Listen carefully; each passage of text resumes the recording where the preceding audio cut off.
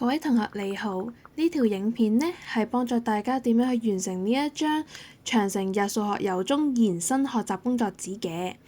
咁咧，我哋會逐題睇下點樣可以完成到呢張工作紙嘅喎。咁譬如我哋而家嚟睇下第一題啊。咁依家第一題係講緊點樣去量度家中嘅雪櫃嘅長度啦、闊度同埋高度嘅。咁同學仔可以自定自己嘅量度工具啦，譬如勒卷尺、米尺、直尺，甚至永臂尺，亦都即係你哋嘅手啊、腳掌啦，或者其他身體部位啊。咁亦都需要可以寫翻出你嘅永臂尺咧係屬於乜嘢嘅長度嘅。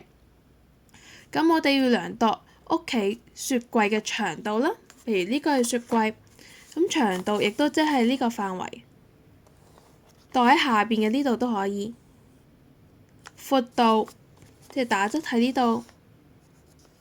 高度，如果唔夠高嘅話，亦都可以擔下屋企嗰張凳仔去踩上去睇下度唔度到嘅。好，呢度就係第一題啦。咁記得去寫翻嘅單位喎，譬如米或者 cm。